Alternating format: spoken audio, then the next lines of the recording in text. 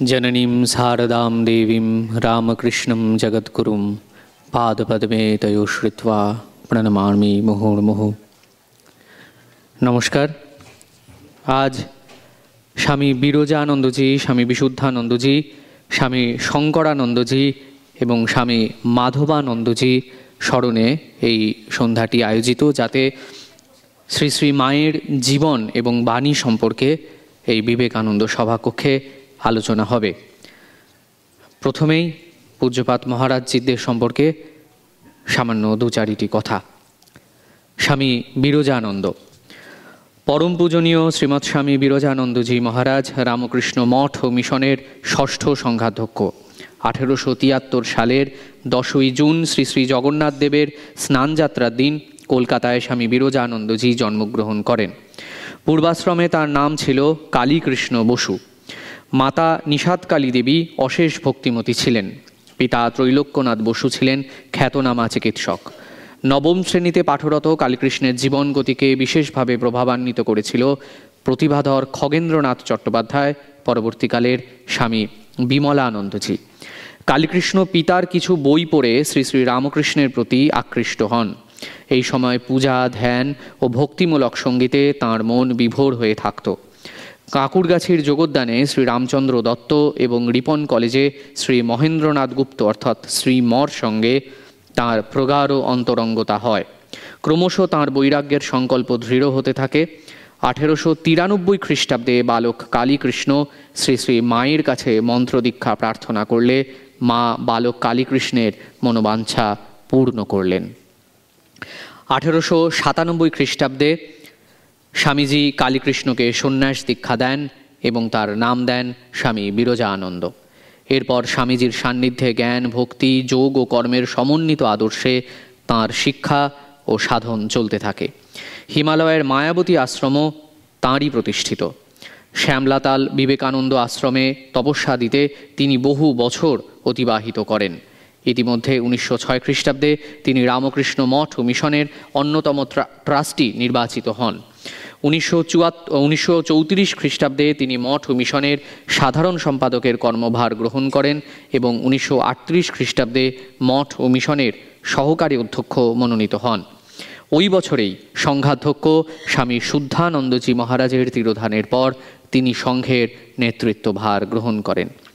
স্বামী বিরজানন্দজি মহারাজ জীবনের শেষ 12 বৎসর মঠ ও মিশনের সর্বাধ্যক্ষের পদে আসীন ছিলেন।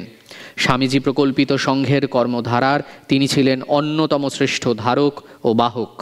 1940 খ্রিস্টাব্দে স্বামী বিরজানন্দজির করস্পর্শ মাথায় নিয়েই রামকৃষ্ণ মিশনের সর্বপ্রথম শিক্ষাতীর্থ বেলুড় বিদ্যা মন্দিরের প্রতিষ্ঠা হয়।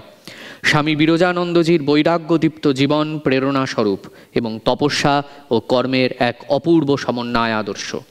1951 খ্রিস্টাব্দের 30 মে স্বামীজির সন্ন্যাসী শিষ্য স্বামী বিরজানন্দজি মহাসমাধি যোগে শ্রীরামকৃষ্ণ চরণে চিরমিলিত হন। স্বর্গীয়া নমিতা চক্রবর্তীর পৃষ্ঠপোষকতায় স্বামী বিরজানন্দ স্মারক বক্তৃতা আয়োজিত। স্বামী বিশুদ্ধানন্দজি রামকৃষ্ণ মঠ ও রামকৃষ্ণ মিশনের অষ্টম সংঘাধ্যক্ষ পূজ্যপাদ শ্রীমৎ স্বামী বিশুদ্ধানন্দজি মহারাজ 1883 খ্রিস্টাব্দের 13ই জুন হুগলি জেলার গুড়াব গ্রামে মাতুলালয়ে জন্মগ্রহণ করেন। পিতা ছিলেন হেমচন্দ্র রায়, মাতা কিরণবালা দেবী। তাঁর পূর্বাশ্রমের নাম জিতেন্দ্রনাথ রায়।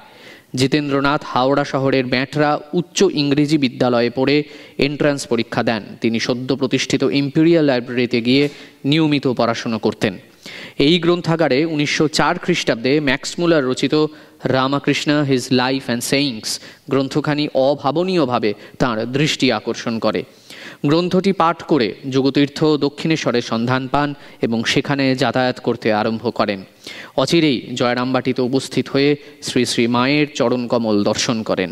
অযাচিতভাবে শ্রী শ্রী মা তাকে মহামন্ত্র প্রদান করেন। 1906 খ্রিস্টাব্দের 16ই ডিসেম্বরে শ্রী শ্রী মা তখন তার পুরাতন বাড়িতে থাকতেন। দীক্ষা সেখানেই হলো। কাশী অদ্বৈত আশ্রমের অধ্যক্ষ স্বামী শিবানন্দজিকে শ্রী শ্রী মা নিজে পত্র লিখে সন্ন্যাস নিতে জিতেন্দ্রনাথকে পাঠান। স্বামী শিবানন্দ মহারাজ জিতেন্দ্রনাথকে স্বামী বিশুদ্ধানন্দ নামে আখ্যাত করেন। 1922 খ্রিস্টাব্দে স্বামী ব্রহ্মানন্দজির আহ্বানে ও আগ্রহে তিনি রামকৃষ্ণ সংঘের অন্যতম অছি ও পরিচালক সমিতির সদস্য হন। স্বামী ব্রহ্মানন্দজির মহাসমাধির পর শ্রীমৎ স্বামী শারদানন্দজির নির্দেশে রাঁচির মোরাবাদী পাহাড়ের জনবিরল পাদদেশে নূতন একটি আশ্রমের কর্মভার গ্রহণ করে 1927 থেকে 1952 খ্রিস্টাব্দ পর্যন্ত সেই আশ্রমের অধ্যক্ষ রূপে 25 বৎসর লোককল্যাণ ব্রতে তিনি অতিবাহিত করেন। এরপরে বাংলা, বিহার, আসাম, যুক্তপ্রদেশ, দিল্লি, মুম্বাই, নাগপুর, চেন্নাইয়ে সংঘের ভাবধারা ও বাণী প্রচার কল্পে অবিরাম পরিভ্রমণ করেন। 80 বর্ষ বয়সে 6 মার্চ 1962 খ্রিস্টাব্দে তিনি রামকৃষ্ণ সংঘের 8ম সভাপতি হন। কিন্তু মাত্র 3 মাস পরেই 16 জুন 1962 খ্রিস্টাব্দে অস্ত্রোপচারের পর কলকাতার একটি নার্সিংহোমে তিনি শ্রী রামকৃষ্ণ পাদপদ্মে চিরশান্তি লাভ করেন। স্বামী বিশুদ্ধানন্দ স্মারক বক্তৃতা শ্রী রামকৃষ্ণ বিশুদ্ধানন্দ সমিতির পৃষ্ঠপোষকতায় আয়োজিত। স্বামী শঙ্করানন্দ। পরম পূজনীয় শ্রীমৎ স্বামী শঙ্করানন্দজি মহারাজ রামকৃষ্ণ মঠ ও রামকৃষ্ণ মিশনের 7ম সংঘাধ্যক্ষ ছিলেন। পূর্বাশ্রমের নাম অমৃতলাল সেনগুপ্ত হলেও অমূল্য মহারাজ নামেই তাকে সবাই চিনতেন। পিতা নবীনচন্দ্র সেনগুপ্ত এবং মাতা সত্যবতীর 3য় সন্তান অমূল্য 1880 খ্রিস্টাব্দের 10ই মার্চ জন্মগ্রহণ করেন। তিনি সদানন্দজির ভাগ্নে ছিলেন। অমূল্য ছিলেন সুস্বাস্থ্যের অধিকারী এবং সাহসী। খেলাধুলার প্রতিটি বিভাগে তিনি ছিলেন পারদর্শী। বহরমপুর কলেজে পড়ার সময় অমূল্য তার মাতুল স্বামী সদানন্দের সাহচর্যে আসেন। স্বামী সদানন্দ এই যুবকের মধ্যে প্রচুর সম্ভাবনা দেখেন। স্বামী ব্রহ্মানন্দের কাছে তিনি মন্ত্র দীক্ষা গ্রহণ করেন। 1902 খ্রিস্টাব্দে অমূল্য ব্রহ্মচর্য নেন বেলুর মঠে। 1906 খ্রিস্টাব্দে শ্রী শ্রী ঠাকুরের তিথি পুজোর দিন স্বামী ব্রহ্মানন্দের কাছে তার সন্ন্যাস গ্রহণ। তার সংগৃহীত মন্ত্র শ্লোকাদির একটি অংশ সংকলন করে রত্নমালা পুস্তক প্রকাশিত হয়েছে। কাঠের কাজ, প্লাম্বিংয়ের কাজ, বই বাঁধানো, রান্না প্রভৃতি নানা কাজে তিনি পারদর্শী ছিলেন। 1917 খ্রিস্টাব্দে তিনি নতুন জমিতে ভুবনেশ্বর মঠ বাড়ির নির্মাণ কাজ শুরু করেন। বেলুর মঠে 31 অক্টোবর 1919 খ্রিস্টাব্দে স্বামী ব্রহ্মানন্দ মন্দিরের তিনি প্রতিষ্ঠা করেন। 1910 খ্রিস্টাব্দে স্বামী শঙ্করানন্দজি মঠের অছি পরিষদের সদস্য হন। 47 অন্যতম সহ সভাপতি নিযুক্ত হন। শ্রীমৎ স্বামী বিরজানন্দজি মহারাজের মহাসমাধির পর 51 খ্রিস্টাব্দে তিনি মঠ মিশনের সংঘাধ্যক্ষ নির্বাচিত হন। 45 খ্রিস্টাব্দে স্বামীজি পরিকল্পিত শ্রী সারদা মঠের বাস্তব রূপায়ণ এবং 56 খ্রিস্টাব্দে ব্রহ্মচারী শিক্ষণ কেন্দ্র স্থাপন তার নেতৃত্বে হয়েছিল। এছাড়াও Golpark Ramakrishna Mission institute of culture এবং নরেন্দ্রপুর রামকৃষ্ণ মিশনের প্রতিষ্ঠাা, কামারপুকুরে শ্রী শ্রী ঠাকুরের মন্দির উদ্বোধন ও মর্মর মূর্তির প্রতিষ্ঠা তিনিই করেছিলেন। স্বামী শঙ্করানন্দজি মহারাজ ছিলেন সাধু জীবন গঠনের আদর্শ দৃষ্টান্তস্থল। 1962 খ্রিস্টাব্দের 13ই জানুয়ারি স্বামী শঙ্করানন্দজি মহারাজ মহাসমাধি যোগে শ্রী শ্রী রামকৃষ্ণ পাদপদ্মে চিরমিলিত হন। স্বামী চেতনানন্দজি মহারাজ এবং স্বর্গীয় অনিল কুমার সাহা ও শ্রীমতী আভা সাহার পৃষ্ঠপোষকতায় স্বামী শঙ্করানন্দ স্মারক বক্তৃতা আয়োজিত। স্বামী মাধবানন্দজি কলকাতা প্রেসিডেন্সি কলেজের এক মেধাবী ছাত্র নির্মলচন্দ্র বসু সন্ন্যাস নিয়ে পরবর্তীকালে রামকৃষ্ণ মিশনের 9ম সংঘাধ্যক্ষ হন স্বামী মাধবানন্দ। নদিয়া জেলার বাগাছড়া গ্রামে 1868 খ্রিস্টাব্দের 15ই ডিসেম্বর তার জন্ম। পিতা ছিলেন হরিপ্রসাদ বসু ও মা বিন্দুবাসিনী দেবী। নির্মলচন্দ্র ছিলেন তাঁদের জ্যেষ্ঠ সন্তান। তাঁর এক ভাই ছিলেন বিমল। পরবর্তীকালে তিনিও শ্রী রামকৃষ্ণ সংঘে যোগ দেন এবং সন্ন্যাস নাম স্বামী দয়ানন্দজি। 2 ভাই শ্রী শ্রী মায়ের মন্ত্রশিষ্য ছিলেন। তাঁর সহপাঠী ছিলেন ডক্টর রমেশচন্দ্র মজুমদার ও সীতানাথ মহারাজ। পরবর্তীকালে রামকৃষ্ণ সংঘে যার নাম হয় স্বামী রাঘবানন্দ, আর একজন সুরেশ, তার নাম হয় স্বামী জ্যোতিশ্বরানন্দজি। এই যুবকগণ শ্রী শ্রী রামকৃষ্ণ কথামৃত প্রণেতা মহেন্দ্রনাথ গুপ্ত বা মাস্টার মহাশয়ের কাছে যেতেন। 1908 খ্রিস্টাব্দে তিনি প্রথম জয়রামবাটিতে শ্রী শ্রী মায়ের পুণ্য দর্শন করেন। 1901 খ্রিস্টাব্দে তিনি মায়ের কাছে মন্ত্র দীক্ষা পান। শ্রী শ্রী মা তাঁকে দেখে বলেছিলেন, এ যেন হাতির দাঁত সোনা দিয়ে বাঁধানো। 1910 খ্রিস্টাব্দে তিনি বাড়ির সবাইকে বুঝিয়ে বেলুর মঠে চলে আসেন। 11 খ্রিস্টাব্দে স্বামী বিরজানন্দজির কাছে ব্রহ্মচর্য দীক্ষা পান।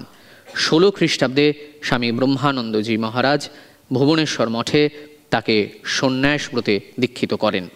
মঠে যোগদানের পূর্বেই তাঁর শ্রীরামকৃষ্ণের 12 জন পার্ষদদের দর্শন ও পবিত্র সান্নিধ্য লাভের সৌভাগ্য হয়েছিল। তিনি প্রথমে মায়াবতী অদ্বৈত আশ্রমের কর্মীরূপে মনোনীত হন, পরে রামকৃষ্ণ মঠের অছি পরিষদে নির্বাচিত হন। 1929 খ্রিস্টাব্দে তিনি রামকৃষ্ণ মঠ ও মিশনের সহকারী সাধারণ সম্পাদক নির্বাচিত হন। তিনি সাধারণ সম্পাদক থাকাকালীন স্বামীজির 3টি ও শ্রী শ্রী মায়ের 1টি স্বপ্নের বাস্তব রূপায়ণ করেছিলেন। 1. বেলুর মঠকে কেন্দ্র করে নানা ধরনের শিক্ষা প্রতিষ্ঠান গড়ে তোলা। 2. কাশীপুর উদ্যানবাটিকে মঠের অন্তর্ভুক্ত করা। 3. ঠাকুরের জন্মভিটা বেলুর মঠের অন্তর্ভুক্ত করা। 4. স্বামীজির পরিকল্পনা শ্রী শ্রী মাকে কেন্দ্র করে স্ত্রী মঠ গঠন। তিনি বাংলা, ইংরেজি ও হিন্দি ভাষায় সমান দক্ষ ছিলেন। বহু মূল্যবান প্রবন্ধ রচনা ও বহু পুস্তকের সম্পাদনাও করেছেন। তার ইংরেজিতে শাস্ত্র অনুবাদ বিদগ্ধ মহলে সুপ্রশংসিত। অন্যদিকে তিনি ছিলেন অসাধারণ বাগ্মী। এর সঙ্গেই তিনি ছিলেন নিরহংকারী। শ্রী শ্রীমা তার সম্বন্ধে বলতেন, এরা সব আমার মাথার মণি, যেন জন্মে জন্মে এমন ছেলে পাই। 6ই অক্টোবর 1965 খ্রিস্টাব্দে তিনি রামকৃষ্ণ লোকে যাত্রা করেন। শ্রী সুদিন রায়চৌধুরীর পৃষ্ঠপোষকতায় স্বামী মাধবানন্দ স্মারক বক্তৃতা আয়োজিত। আজ পূজনীয় এই মহারাজদের স্মৃতিতে আয়োজিত এই আলোচনা চক্রে আলোচনা করবেন Ramakrishna Mission Institute of Culture গোলপার্কের স্বামী নিয়তাত্মানন্দজি মহারাজ এবং স্বামী প্রাণনাথানন্দজি মহারাজ। এরই সঙ্গে উপস্থিত রয়েছেন রামকৃষ্ণ মিশন আশ্রম নরেন্দ্রপুরের স্বামী ইষ্টেশানন্দজি মহারাজ। সমগ্র অনুষ্ঠানটিতে সভাপতিত্ব করছেন ইনস্টিটিউটের সম্পাদক পূজনীয় স্বামী সুপর্ণানন্দজি মহারাজ। আজকে আলোচনার বিষয় শ্রী শ্রী মায়ের জীবন ও বাণী। আমি সকলকে সাদর স্বাগত জানাই। আজকের এই আলোচনা চক্র, এটি আমাদের শুধু মাতৃ অনুধ্যান নয়, মাতৃ জন্মতিথি পালন আমরা করতে পারি না, ঠাকুরমা স্বামীজির কারোরই করতে পারি না। সেই জন্য আমরা একটা আলোচনা চক্রের ব্যবস্থা করি পরবর্তী সময়ে। সেটি সমাদৃত হয় ভক্তমহলে। আপনারাও এসেছেন যথাসাধ্য। প্রথম বক্তা স্বামী প্রাণনাথানন্দজি মহারাজ, অঙ্কুর মহারাজ, রামকৃষ্ণ মিশন গোলপার্ক। এরা সবাই 20 মিনিট করে বলবেন মায়ের কথা।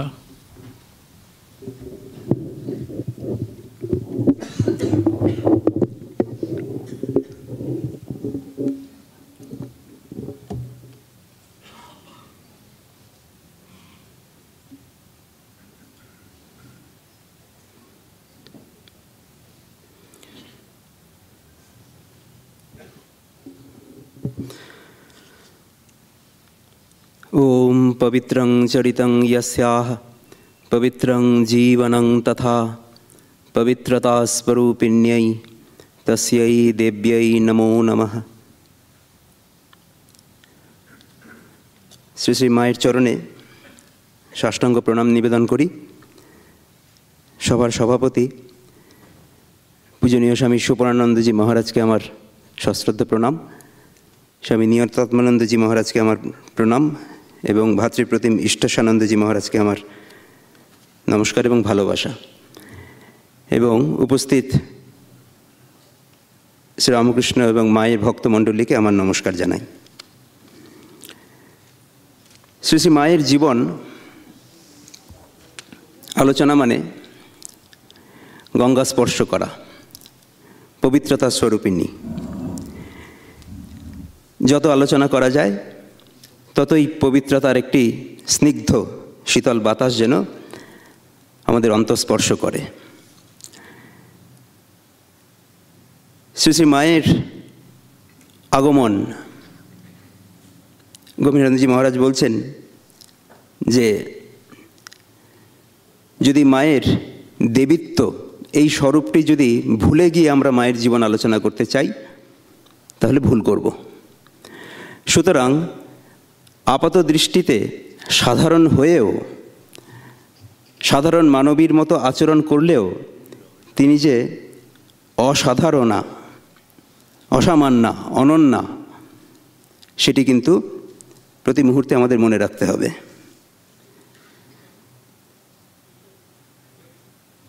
বলছেন আমাদের জন্ম, সাধারণ জীবের জন্ম, পতঞ্জল যোগসূত্রে পতঞ্জলি বলছেন যে সতীমূলে তৎ বিপাক, এরকম একটি সূত্র আছে যে আমাদের জাতি, আয়ু, মানে কোন জাতিতে জন্মগ্রহণ করবে, মনুষ্য জাতি না পশু জাতি না বৃক্ষ জাতি না কীট কৃমি ইত্যাদি জাতিতে জন্মগ্রহণ করবে, সেটি নির্ভর করে আমাদের কর্মফলের উপরে। কিন্তু এই অবতারের জীবন কিন্তু তা নয়। অবতারের জীবন ভগবান যেমন গীতায় বলেছেন, প্রকৃতিং স্বাম অধিষ্ঠায় সম্ভবামি আত্মমায়ায়া, আমি নিজেই নিজেকে সৃজন করি আমার মায়াকে বশীভূত করে, অজ এবং অব্যয় আত্মা হয়েও, অজপিসান অব্যয় আত্মা। তাই মায়ের জীবনও কিন্তু এই রকম, যে অজ এবং অব্যয় আত্মা মহামায়া নিত্যা হয়েও তিনি জন্মগ্রহণ করেন। এখানেই তার কিন্তু দেবীত্ব। শ্রীমদ্ ভাগবতে ব্যাসদেব ভগবান শ্রীকৃষ্ণের একটি স্তবে বলছেন, লিখছেন, জয়তি জননী বাস দেবকী জন্মবাদ যদুবর পরিষৎসৈর দর্ভিরসন্ন ধর্মম। বলছেন যে জয়তি জননিবাস, অর্থাৎ তিনি জননিবাস। তিনি জননিবাসের আবার দুরকম অর্থ হয়। তিনি জনগণের ভেতরে বাস করছেন, প্রতিটা প্রাণীর অন্তরে তিনি বাস করছেন অন্তরাত্মা রূপে। আবার তিনি সকল মানুষের বা সকল প্রাণীগণের আশ্রয়, নিবাস। গতির্ভর্তা প্রভু সাক্ষী নিবাস শরণং সুরিত। অর্থাৎ নিবাস কথাটা এখানে দুরকম, তিনি সকলের মধ্যে আছেন, আবার সবাই, সকল প্রাণীগণ তার আধারে আধারিত। তারপরে বলছেন দেবকী জন্মবাদ। কেউ বলে তুমি দেবকীর পুত্র, এখানেও দুরকম ব্যাখ্যা আছে। কেউ বলে দেবকী পুত্র, কেউ বলে যশোদা পুত্র। কিন্তু ব্যাসদেব যেটা বলতে চাইছেন সেটা হয়তো এরকম যে তুমি অজ এবং অব্যয় আত্মা, যেটা ভগবান নিজ মুখে বলেছেন গীতাতে, অজ এবং অব্যয় আত্মা হয়েও প্রকৃতিং স্বাম অধিষ্ঠায়। যে কেউ বলে তুমি দেবকীর পুত্র, কিন্তু তা তো তুমি নও, তুমি অজ এবং অব্যয় আত্মা। তিনি অবতারের এবং মহামায়ার অবতীর্ণ হওয়ার যে রহস্যটা, সেটাও এর মধ্যে নিহিত। তিনি মনে হচ্ছে যেন শ্যামাসুন্দরী দেবীর পুত্রী, রামচন্দ্র মুখোপাধ্যায়ের পুত্রী, কিন্তু তা কিন্তু নয়। বলছেন এখানে রাজা সুরথ মেধা ঋষিকে যখন প্রশ্ন করছেন, যখন ঋষি বললেন যে সা বিদ্যা পরমা মুক্তির হেতুভূতা সনাতনী সংসার বন্ধ হেতুশ্চ শৈব সর্বেশ্বরেশ্বরী, যে তিনি হচ্ছেন সকল প্রাণীর মুক্তির একমাত্র কারণ এবং সকল প্রাণীগণের বদ্ধ হওয়ার একমাত্র কারণ। তখন রাজা সুরথ প্রশ্ন করলেন, কে ইনি? প্রথম প্রশ্ন, কে ইনি? ভগবান কা হিসা দেবী মহামায়েতি ইয়াং ভবান। আপনি যে মহামায়া সম্বন্ধে বললেন, কে ইনি? ব্রবীতি কথমুৎপন্না সা কর্মাস্যাশ্চদ কিং দ্বিজা। তারপরে বলছেন রাজার দ্বিতীয় প্রশ্ন, তার স্বভাবটা কি? তিনি কে? যৎ স্বভাবা চসা দেবী যৎ স্বরূপা যদুদ্ভবা তৎসর্বং শ্রোতুমিচ্ছামি। আমি সেই সকল শুনতে ইচ্ছা করি। তার স্বভাবটা কি? তার স্বরূপ কি? তিনি কিভাবে আবির্ভূতা হন? তারপরে ঋষির উত্তর, নিত্যৈব সা জগন্মূর্তি। তিনি নিত্যা,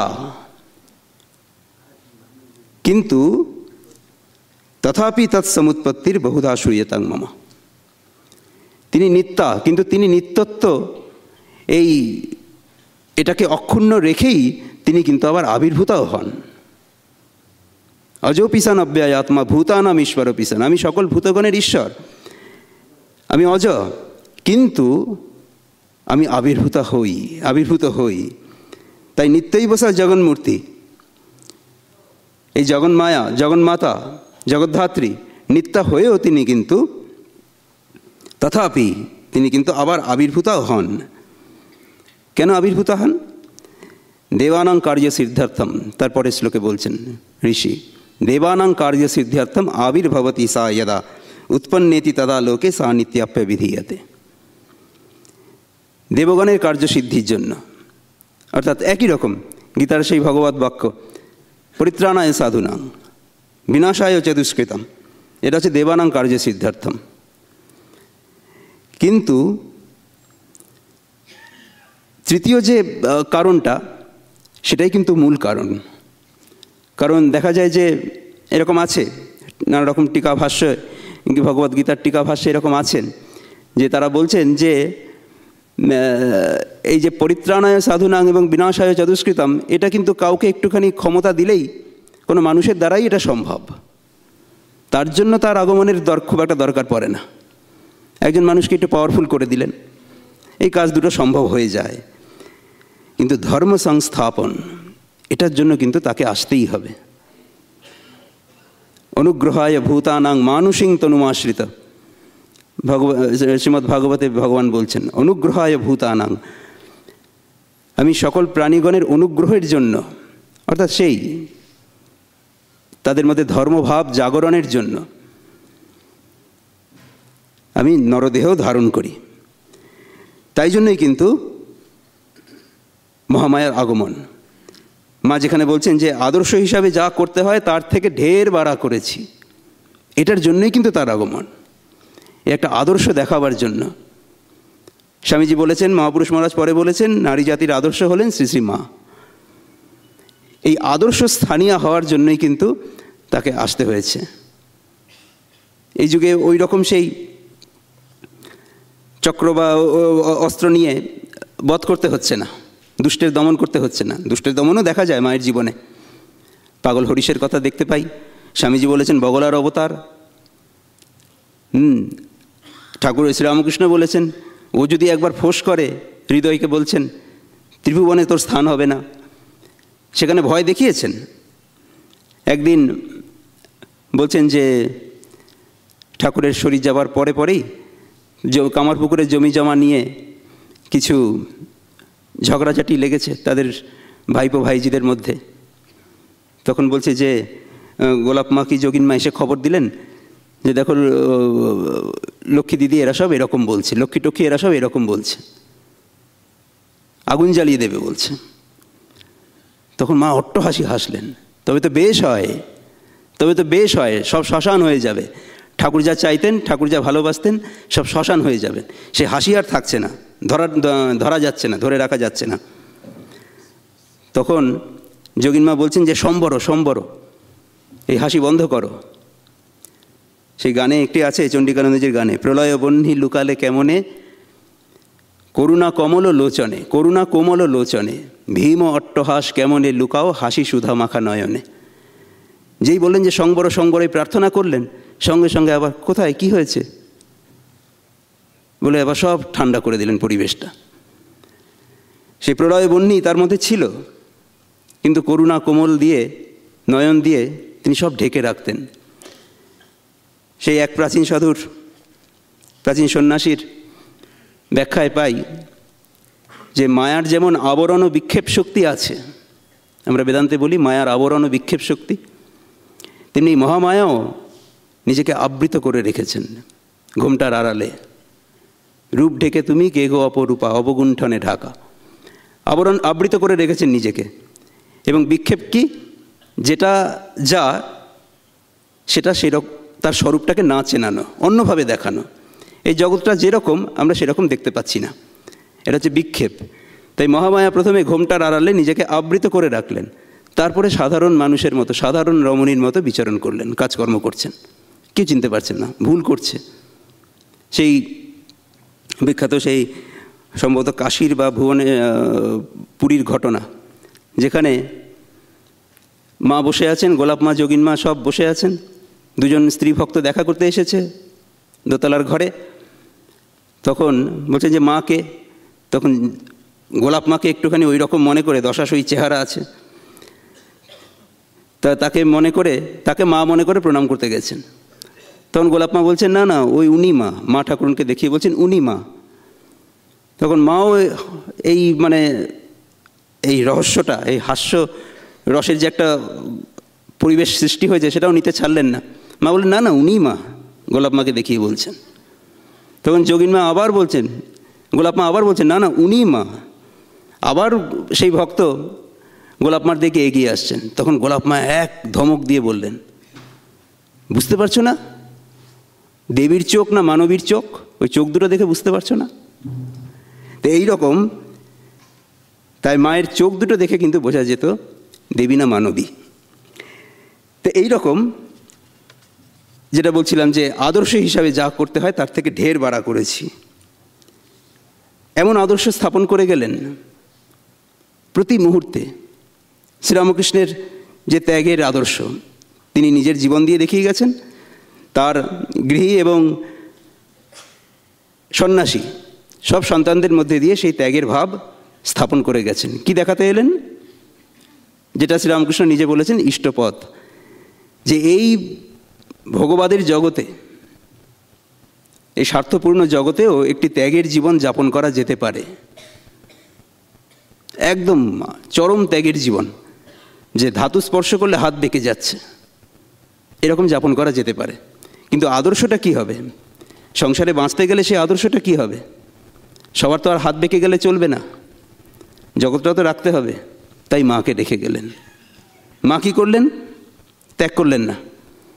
লক্ষ্মী জ্ঞানে টাকা পয়সাকে মাথায় ঠেকাতেন। স্বামী গম্ভীরানন্দজি জীবনীকার বলছেন যে ধাতুকে ধাতুরূপে ত্যাগ করা এবং বস্তুকে ভগবৎভাবে গ্রহণ করা দুটোই ত্যাগ বৈরাগ্যের দ্যোতক। অর্থাৎ শ্রীরামকৃষ্ণ যেটা বস্তুকে বস্তুরূপে ত্যাগ করেছেন, মা সেটা বস্তুকে ব্রহ্মভাবে গ্রহণ করেছেন। এটাই হচ্ছে শ্রীরামকৃষ্ণ যেটা বলতেন যে এক হাতে ঈশ্বরকে ধরো, এক হাতে সংসারের কাজকর্ম করো। মায়ের জীবনে এটা আমরা ভুরি ভুরি নিদর্শন পাই, অজস্র নিদর্শন পাই। নমাং কর্মাণি লিম্পন্তি নমে কর্মফলে স্পৃহা। মায়ের জীবনটা কিন্তু ওই রকমই। তারপরে এটা ভগবান বলছেন ভগবদ্গীতাতে, নমাং কর্মাণি লিম্পন্তি নমে কর্মফলে স্পৃহা ইতিমাং ইয়োভি জানাতি কর্মভীর ন সবদ্যতে। এইভাবে আমাকে যিনি জানেন যে আমি কখনো কর্মে লিপ্ত হই না এবং আমার কর্মফলে কোনো স্পৃহাও নেই, নমে কর্মফলে স্পৃহা, যিনি এইভাবে আমাকে জানেন তিনি কি হন? কর্ম তাকে বদ্ধ করতে পারে না। কি অদ্ভুত! তার জীবনটা যদি এইভাবে কেউ বুঝতে পারে তাহলে সে আর কর্মে বদ্ধ হবে না। মহামায়ার আগমনের কারণটা এবং মহামায়ার সমস্ত লীলার করার কারণটাই হচ্ছে এটা, যেটা তার জীবন আলোচনা করে, তার জীবন অনুধ্যান করে মানুষ আর কর্মে বদ্ধ হবে না। শুধু জীবনকে অনুধ্যান করতে হবে, প্রতিটা তার লীলাকে অনুধ্যান করলেই আর কিন্তু কর্মফলে আবদ্ধ হবে না। যাদের একটু বোধ হয়েছে, একটুখানি যাদের বোধ হয়েছে তারাই কিন্তু এত কর্মে আসক্ত। সবার সন্দেহ হতো যে ঠাকুর এত ত্যাগী ছিলেন, তুমি দেখছি ঘোর সংসারী, এসব কথা প্রশ্ন করত। কিন্তু সেই মহিলার কাছেই, সেই পল্লী রমণীর কাছেই কিন্তু কলেজ ইউনিভার্সিটি পাশ করা এই যাদের নামে আজকে বক্তৃতামালা, বিরজানন্দজি বলি, মাধবানন্দজি বলি, দয়ানন্দজি বলি, তারপরে বিশুদ্ধানন্দজি বলি, এরা কিন্তু সবাই উচ্চশিক্ষিত যুবক। তারা কিন্তু মাকে সর্বস্ব জ্ঞান করে বাড়িঘর ছেড়ে তার কাছে ব্রহ্মচর্য, সন্ন্যাস, দীক্ষা এই সমস্ত নিয়েছেন। সুতরাং কেউ কেউ সাধারণ মানুষ সাধারণা মনে করলেও কিছু নির্দিষ্ট লোকের কাছে, যারা ভগবানের জন্য সব কিছু ত্যাগ করতে চায়, ভগবানকেই যারা নিজের আদর্শ হিসাবে মনে করেছে জীবনের, তারা কিন্তু মায়ের কাছেই যেত, মায়ের কাছেই দীক্ষা প্রার্থনা করত, মায়ের কাছেই মহানাম মন্ত্র প্রার্থনা করত। এই যে শ্রীরামকৃষ্ণের ত্যাগের কথা যে বলছিলাম, এই ত্যাগের ভাব কিন্তু মায়ের মধ্যে মানে আজন্ম ছিল। যখন এই ত্যাগের কথাগুলো হতো তখন বালিকা সারদা তখন ঘুমিয়ে পড়তো। সবাই যখন ডাকতো তখন ঠাকুর বলতেন, ওকে ডেকো না। ছাইচাপা বেড়াল বলতেন, ওকে ডেকো না, ওসব শুনলে ও চোঁচা দৌড় মারবে, এই শরীরে আর থাকবে না, একে দিয়ে অনেক কাজ করাতে হবে। আমরা একটা ছোট্ট ঘটনা দেখি যে রাধুদির তখন বিয়ে হয়েছে, তাই রাধুদির গয়নার বাক্স শ্বশুরবাড়িতে পাঠাতে হবে। সেই গয়নার বাক্সের মধ্যে 1000 টাকা ছিল। মায়ের প্রচুর ভক্ত, 1000 টাকা ছিল। মা সেটা ভুলেই গেছেন, গয়নার বাক্সটা দিয়ে দিয়েছেন। ঠাকুরকে স্বপ্নে আবার বলতে হলো যে 1000 টাকা ছিল, টাকাটা দিয়ে দিলে। তো এইরকম ত্যাগ। মায়ের তখন 50 টাকায় মাস চলতো, মায়ের বিরাট সংসার। স্বামীজি 25 টাকার বরাদ্দ করেছিলেন। স্বামীজি বলেছিলেন যে 25 টাকার কমে মাকে দিতেই পারবো না। তোমরা কি মাকে জেসি মনে করেছো?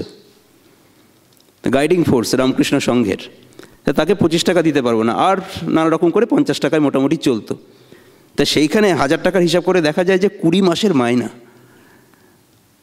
আমরা যদি 2 মাসের স্যালারি যদি একটা ব্যাঙ্ক অ্যাকাউন্টে থাকে, আমরা কি সেই অ্যাকাউন্ট নাম্বারটা ভুলে যেতে পারবো? তা মা অনাবিল মানে খুব সহজে ভুলেই গেলেন যে 1000 টাকা ওর মধ্যে ছিল বাক্সে। ঠাকুরকে আবার এসে মনে করাতে হলো স্বপ্নে। এরকম আরেকটা ঘটনা দেখা যায়, ট্রেনে করে যাচ্ছেন, হাতে সোনার ইষ্টকবচটা আছে মায়ের, জানলার বাইরে প্রায় জানলা দিয়ে জানলার কাছে হাতটাকে রেখেছেন। ঠাকুরকে আবার এসে বলতে হলো, ইষ্টকবচটা আছে ওখানে সোনার, হাতটাকে একটু সরিয়ে রাখো। তো এইরকম ত্যাগের মূর্ত প্রতীক শ্রী মাও ছিলেন। কিন্তু সেই ত্যাগটা সংসারের থেকেও, সেই ত্যাগকে আদর্শ করে, ত্যাগের ভাব আশ্রয় করে কীভাবে সংসার জীবন যাপন করা যেতে পারে, প্রাত্যহিক দৈনন্দিন জীবন যাপন করা যেতে পারে, সেটার জন্যই মায়ের আগমন এবং মায়ের পৃথিবীতে অবস্থান। তা আরও অনেক আমরা আলোচনা শুনব। তা আমি সংক্ষেপে এই কটা কথা বলে আমার বক্তব্য শেষ করছি। ওম শান্তি শান্তি শান্তি, হরি ওম তৎসৎ, শ্রীরামকৃষ্ণ অর্পণমস্তু।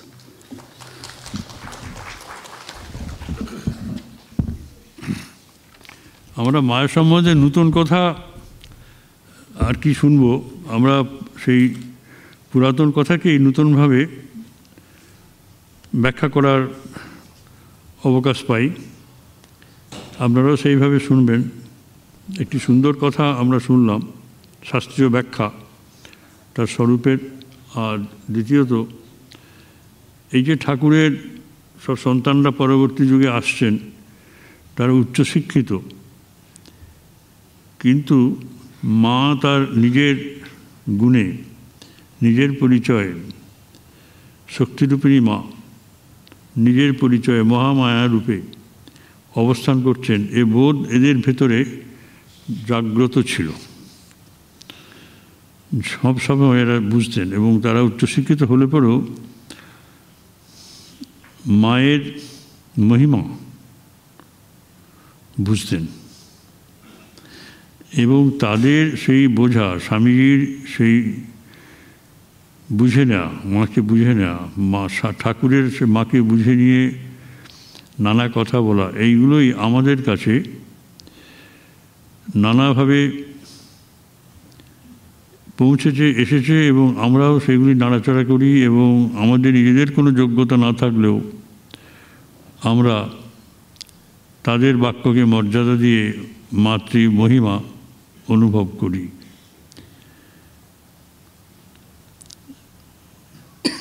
এটাই আমাদের কাছে সবচেয়ে বড় প্রাপ্তি। এবং যে যতটা আমরা মাতৃপরায়ণ হতে পারব, আমরা ততটাই আধ্যাত্মিক জগতে এগিয়ে যেতে পারব। তিনি একক এবং অনন্যা, কারণ অবতারের আরব্ধ কাজ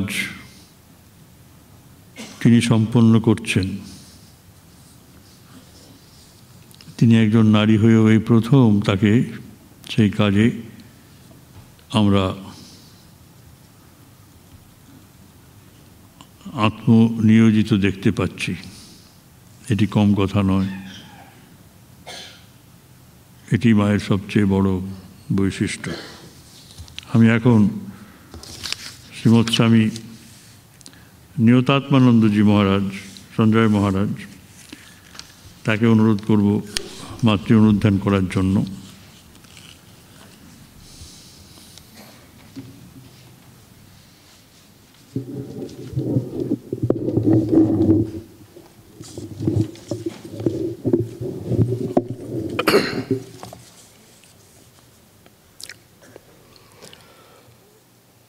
শ্রীরামকৃষ্ণগত প্রাণং তন্নম শ্রবণ প্রিয়াম তদ্ভব রঞ্জিতাকারাং জগন্মাতৃস্বরূপিণী। মঞ্চে উপবিষ্ট পরম পূজনীয় শ্রীমৎ স্বামী সুপর্ণানন্দজি মহারাজ, অধ্যক্ষ Ramakrishna Mission Institute of Culture, আর তাকে আমার ভক্তিপূর্ণ প্রণাম নিবেদন করি। আর এছাড়া আছেন আমাদের স্পিকার স্বামী প্রাণনাথানন্দজি মহারাজ এবং স্বামী ইস্তেশানন্দজি মহারাজ, প্রীতিভাজন, তাদেরকে আমার আন্তরিক নমস্কার এবং শুভেচ্ছা জানাচ্ছি। আজকে মায়ের সম্পর্কে আলোচনা হচ্ছে। আমি আমার মতন কিছু বলবো মায়ের উপরই।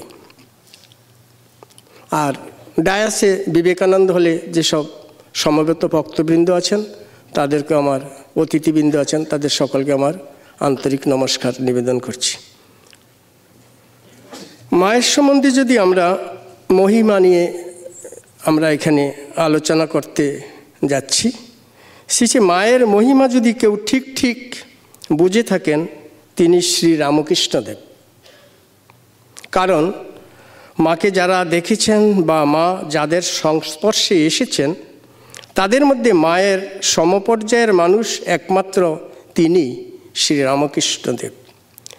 তাই মায়ের প্রতি তার ব্যবহারে শুধু ভালোবাসাই নয়, গভীর শ্রদ্ধা ও সম্ভ্রম প্রকাশ পেত। হয়তো ভুল করে মায়ের মনে কোনো আঘাত দিয়ে ফেলেছেন, কিংবা মা হয়তো মনে কোনো আঘাত পাননি, কিন্তু ঠাকুর ভেবেছেন তিনি মাকে আঘাত দিয়ে ফেলেছেন। তাহলে ঠাকুরের দুঃখ কুণ্ঠার শেষ থাকত না। মাও সেই জন্য বলতেন, ঠাকুর আমাকে কখনো ফুলের ঘাটি দিয়ে তিনি পর্যন্ত দেননি। ঠাকুরের ভাগ্নে হৃদয় ঠাকুরের সেবা যেমন করেছেন, দুর্ব্যবহারও তেমনি করেছেন। হৃদয়ের কটূক্তি ঠাকুর নিঃশব্দে সহ্য করতেন, কিন্তু হৃদয় মাকেও একদিন কটূক্তি করলে ঠাকুর হৃদয়কে বলেছিলেন, হ্যাঁ রে হৃদয়, নিজেকে দেখিয়ে, শ্রীরামকৃষ্ণদেব নিজেকে দেখিয়ে বলছেন যে, একে তুই তুচ্ছ তাচ্ছিল্য করে কথা বলিস বলে ওকে, অর্থাৎ শ্রী মাকে, আর কখনো এমন কথা বলিসনি। এর ভেতর যে আছে সে ফুস করলে হয়তো তোকে তুই রক্ষা পেতে পারিস, কিন্তু ওর ভেতরে যে আছে সে ফুস করলে তোকে ব্রহ্মা, বিষ্ণু, মহেশ্বরও রক্ষা করতে পারবেন না।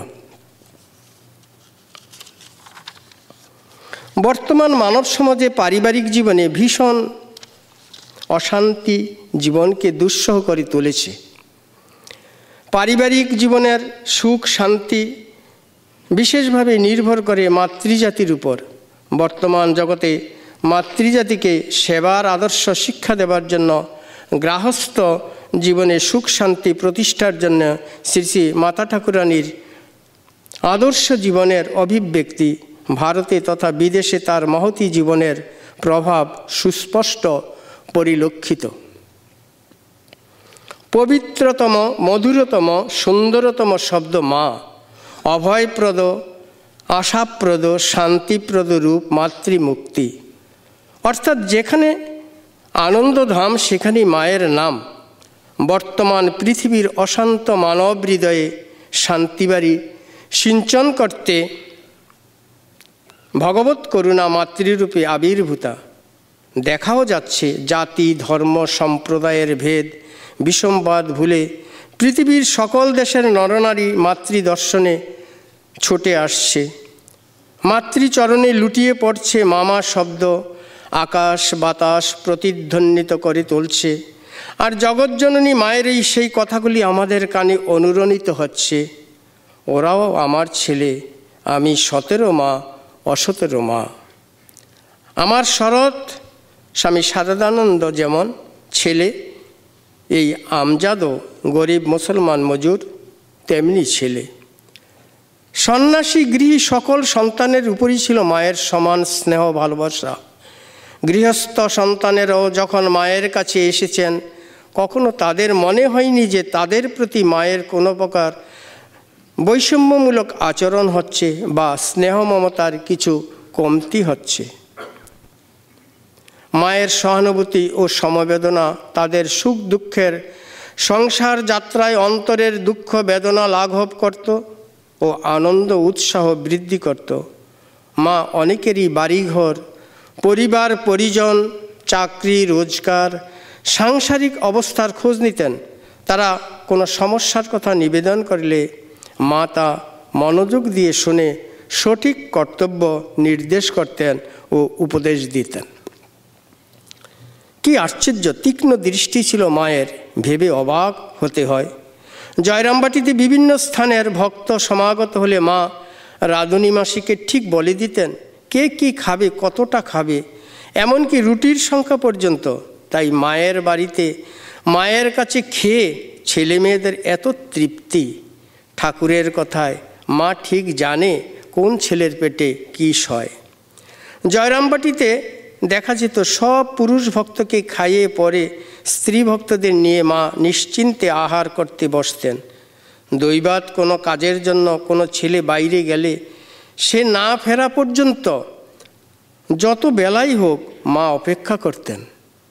রাস্তার দিকে চেয়ে থাকতেন, এগিয়ে গিয়ে দাঁড়াতেন, বাচ্চা এত বেলা পর্যন্ত খায়নি, খিদে কষ্ট পাচ্ছে। জয়রামবাটিতে ডাকপিয়ন মানি অর্ডারের টাকা নিয়ে আসে, মা টিপসই দেন। একজন লিখে দেয় শ্রী সারদা দেববার টিপসই। পিয়ন টাকা গুনে দিয়ে যায়। মা টাকা মুঠো করে নিয়ে ঘরে রেখে দেন। পিয়নকে প্রসাদ দেন, মিষ্ট কথা বলে বিদায় করেন। কেউ জানতে পারে না কত টাকা এসেছে, কে পাঠিয়েছে। পরে অবসর মতো কাউকে চিঠি দিয়ে চিঠি লিখিয়ে প্রাপ্তি স্বীকার ও আশীর্বাদ জানান। সেবক কেউ উপস্থিত থেকে মানি অর্ডার গ্রহণ করলেও টাকা বেশি নাড়াচাড়া ও গোনা বাছা করতে মা নিষেধ করে বলতেন, বাবা টাকার শব্দ শুনলেও গরিবের মনে লোভ জন্মায়। টাকা এমন জিনিস দেখলে কাঠের পুতুলও হাঁ করে থাকে।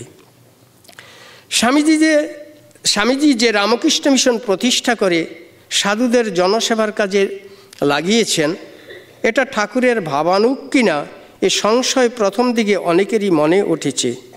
শ্রী শ্রী মায়ের কাছে এ বিষয়ে বিভিন্ন সময়ে জিজ্ঞাসাও করেছেন কেউ কেউ।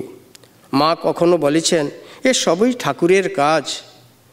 আবার কখনো বলেছেন, বাবা তোমরা কাজ করে খাও, কাজ না করলে কে খেতে দেবে? রোদে ঘুরে ঘুরে ভিক্ষে করে মাথা ঘুরে যাবে, ভালো করে খেতে না পেলে শরীরে অসুখ করবে। তোমরা ওসব কথা শোনো না, কাজ করো, ভালো করে খাও দাও, ভগবানের ভজন করো।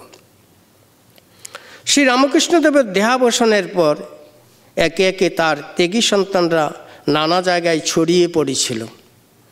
শ্রীমা রামকৃষ্ণ সন্তানদের একত্র করে একটি সঙ্ঘ গড়ে তোলার জন্য ঠাকুরের কাছে প্রার্থনা জানিয়েছিলেন এই বলে, ঠাকুর তুমি এলে, এই কয়জনকে নিয়ে লীলা করে আনন্দ করে চলে গেলে, আর অমনি সব শেষ হয়ে গেল। তাহলে আর এত কষ্ট করে আসার কি দরকার ছিল? কাশী বৃন্দাবনে ঘুরে ঘুরে দেখেছি অনেক সাধু ভিক্ষা করে খায় আর গাছতলায় ঘুরে ঘুরে বেড়ায়। সেরকম সাধুর তো অভাব নেই। তোমার নাম করে সব ছেড়ে বেরিয়ে আমার ছেলেরা যে দুটি অন্যের জন্য ঘুরে ঘুরে বেড়াবে তা আমি দেখতে পারবো না। আমার প্রার্থনা তোমার নামে যারা বেরুবে তাদের মোটা ভাত কাপড়ের অভাব যেন না হয়। ওরা সব তোমাকে আর তোমার সব ভাব উপদেশ নিয়ে একত্র থাকবে। আর এই সংসার তাপদগ্ধ লোকেরা তাদের কাছে এসে তোমার কথা শুনে শান্তি পাবে। এই জন্যই তো তোমার আশা। ওদের ঘুরে ঘুরে বেড়ানো দেখে আমার প্রাণ আকুল হয়ে ওঠে। এই একটি প্রার্থনায় রামকৃষ্ণ সংঘের আদি পর্বের সংগ্রামের ইতিহাস এবং এর অন্তর্নিহিত জননী হৃদয়ের ব্যাকুলতা কি গভীর অনুভবের রাগিনী সৃষ্টি করেছে। শ্রীরামকৃষ্ণ সংঘের ইতিহাসে শ্রীরামকৃষ্ণদেবের প্রতি উৎসর্গীকৃত প্রাণ তরুণ দলের মূল বন্ধন ছিল পরস্পরের প্রতি অনন্ত প্রীতি, এবং সেই প্রীতির নির্ঝরটি মায়ের করুণাধারায় ত্যাগ সেবার ভাগীরথীতে পরিণত। তাছাড়া শ্রীমায়ের আশীর্বাদপুত ভালোবাসাতেই তার এই রামকৃষ্ণ সংঘ গড়ে উঠেছে। শ্রীমার জীবন ও বাণী থেকে সুস্পষ্ট হয় যে গৃহস্থ জীবনে শান্তি পেতে হলে আধ্যাত্মিকতার একান্ত প্রয়োজন। জনৈকা ভক্তকে বলেছিলেন, জপ ধ্যান করতে করতে দেখবে ঠাকুরকে দেখিয়ে উনি কথা কবেন, মনে যে বাসনাটি হবে তক্ষুনি পূর্ণ করে দেবেন, কি শান্তি প্রাণে আসবে। শ্রীমা এমন কিছু বলেননি যা তার নিজের জীবন চর্চায় সত্য হয়ে ওঠেনি। তার সব বাণীরই জীবন্ত রূপ তার জীবন। মায়ের কথা সর্বদাই অমৃত হয়ে মানুষের প্রাণে শান্তির প্রলেপ বুলিয়ে দিয়েছে। বাণ হয়ে কাউকে বিদ্ধ করেনি কখনো। অত্যন্ত মধুর ভাষিণী ছিলেন তিনি। গোলাপ মাকে বলেছিলেন, অপ্রিয় বচন সত্য কদাপি না কয়। রাধুর মার সঙ্গে একটি সদ্গোপের মেয়ের ঝগড়া হচ্ছে শুনে বলেছিলেন, কথায় মত্ত হওয়া ভালো না, হেটেল মারলেই পাটকেল খেতে হয়। স্বয়ং পৃথিবীর মতো সহ্যশীলা, তাই বললেন, পৃথিবীর মতো সহ্য গুণ চাই। পৃথিবীর উপর কত রকমের অত্যাচার হচ্ছে, অবাধে সব সইতে মানুষেরও সেই রকম চাই। সংসারে থাকতে হয় 10 জনকে নিয়ে, 10 জনকে নিয়ে মানিয়ে চলতে হলে সহনশীলতার একান্ত প্রয়োজন। শ্রীমা তাই বলেছেন, সূর্যের সমান গুণ নেই। নলিনী দিদির সঙ্গে সুভাষিনী দেবীর ঝগড়ার কথা জানতে পেরে চিঠিতে লিখেছিলেন, সময়ে সবই সহ্য করতে হয়, সময়ে ছাগলের পায়েও ফুল দিতে হয়। শ্রীমা বলতেন, সংসারে কেমন করে থাকতে হয় জানো? যখন যেমন তখন তেমন, যাকে যেমন তাকে তেমন, যেখানে যেমন সেখানে তেমন। গৃহী জীবনের প্রতির মুহূর্তেই পথ নির্দেশকে মায়ের এমন বাণী। শ্রীমাকে তার মাতৃত্বের বেদিতে প্রতিষ্ঠিত করার জন্য ঠাকুর অনেক আগে থেকেই সচেতনভাবে প্রয়াস করে এসেছেন। এই জন্য ধীরে ধীরে তাকে তৈরি করেছেন সর্বক্ষেত্রে সর্বভাবে সম্পূর্ণ করে। আধ্যাত্মিক জীবন থেকে আরম্ভ করে লৌকিক জীবন পর্যন্ত সর্ববিষয়ে তিনি শিক্ষা দিয়েছেন, এবং যখন এই মাতৃত্ব ক্রমশ বিকাশ লাভ করেছে তখন ঠাকুরের চেয়ে বেশি আনন্দিত আর কেউ হননি। যখন দক্ষিণেশ্বরে ঠাকুরের পার্শ্বদেরা ধীরে ধীরে তার পদপ্রান্তে সমাগত হচ্ছেন, সেই সময়কার কথা ঠাকুর একদিন মাকে বলছেন, তুমি বাবুরামকে অত করে খেতে দাও, তার ফলে সে রাত্রে ঘুমোবে, তাহলে ভজন করবে, সাধন করবে কি করে? মা বললেন, ও 2খানি রুটি খেয়েছে, বেশি খেয়েছে বলে তুমি অত ভাবছো কেন? তাদের ভবিষ্যৎ আমি দেখব, তুমি ওদের খাওয়া নিয়ে কোনো গালাগালি করো না। ঠাকুরের সব কথা মা নির্বিবাদে মেনে নিতেন। কিন্তু ঠাকুর এখানে যেন তার মাতৃত্বের এলাকার মধ্যে প্রবেশ করতে চেয়েছিলেন। তাই ঠাকুরের আদর্শকে অগ্রাহ্য করতেও তিনি দ্বিধা করলেন না। ঠাকুর কিন্তু তাতে বিরক্ত হননি, বরং আনন্দিত হয়েছেন, কারণ এইটাই তিনি চাইছেন, মাকে তার মাতৃত্বে প্রতিষ্ঠিত দেখতে। আর একটি ঘটনা, মা দক্ষিণেশ্বরের নহবতে থাকেন। ঠাকুর আছেন তার ঘরে, যেটি এখনও তার ঘর বলে পরিচিত। ঠাকুরের আহার্য তৈরি করে মা দুপুরে এবং রাত্রিতে ঠাকুরের কাছে নিবেদন করতেন। একদিন ঠাকুরের জন্য আহার্য নিয়ে যাচ্ছেন, এমন সময় এক ভক্ত মহিলা মাকে বলল, দিন মা, আমায় দিন। মা কোনো আপত্তি করলেন না, তাকে ঠাকুরের আহার্য দিলেন। সে ঠাকুরের কাছে থালাটি নামিয়ে রেখে চলে গেল। ঠাকুর খেতে বসলেন, মাও কাছে বসলেন। ঠাকুর কিন্তু চেষ্টা করেও সেই অন্ন স্পর্শ করতে পারলেন না। মা বুঝলেন ঠাকুরও অন্ন খেতে পারছেন না। ঠাকুরকে অনুরোধ করলেন সেদিনকার মতো কোনো রকমে খেয়ে নিতে। ঠাকুর কিন্তু তখনও সেই অন্ন ছুঁতে পারলেন না। মায়ের মিনতির উত্তরে অবশেষে বললেন, আর কোনোদিন কারো হাতে দেবে না বলো? মা তখন হাত জোর করে বললেন, তা তো আমি পারবো না ঠাকুর, তোমার খাবার আমি নিজেই নিয়ে আসব, কিন্তু আমায় মা বলে চাইলে আমি তো থাকতে পারবো না। আর তুমি তো শুধু আমার ঠাকুর নও, তুমি সকলের। ঠাকুরের কথার প্রতিবাদ করা সত্ত্বেও ঠাকুর কিন্তু অসন্তুষ্ট হলেন না।